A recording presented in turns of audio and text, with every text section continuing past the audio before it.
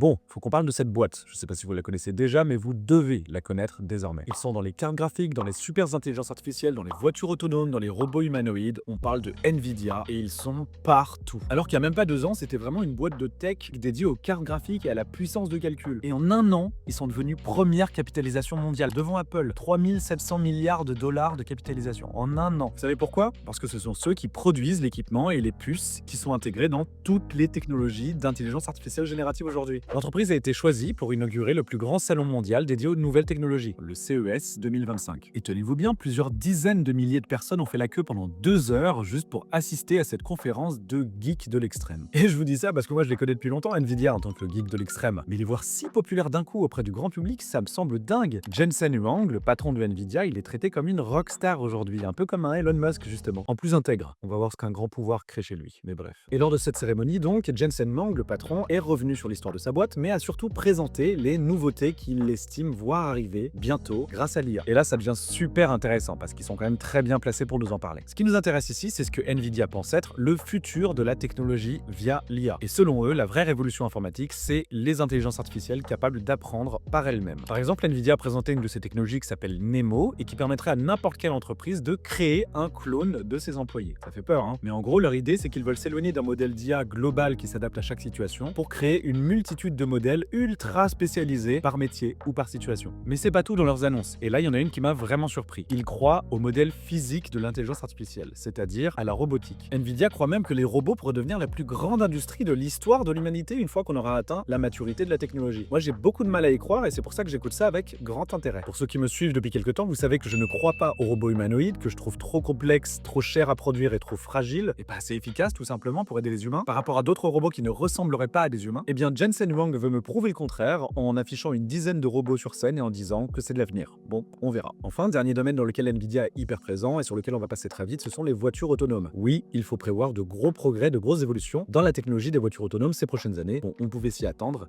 et moi j'attends avec impatience. Et ce qu'on peut retenir de cette époque, c'est finalement assez simple. Il y a quelques années, on citait les GAFAM, les plus grosses entreprises de la tech, comme les plus grosses influences sur le monde moderne, dont la puissance pouvait dépasser celle des États souvent. Ça faisait des années que leur règne durait, et c'est dingue de se rendre compte qu'en moins de 5 ans, voire même 2 ans, des entreprises aussi niches que Nvidia ou OpenAI sont devenues les références sur le devant de la scène. Leurs patrons sont des superstars, on leur demande conseil sur tout, ils sont présents partout, ils sont valorisés à des milliers de milliards de dollars. Bref, le monde bouge à une vitesse incroyable et il accélère encore. Incroyable mais vrai. Tu connais, si tu ne veux pas rester sur la touche et ne plus rien comprendre dans 6 mois, suis-moi, on a plein de choses à se dire, il se passe des trucs de fou.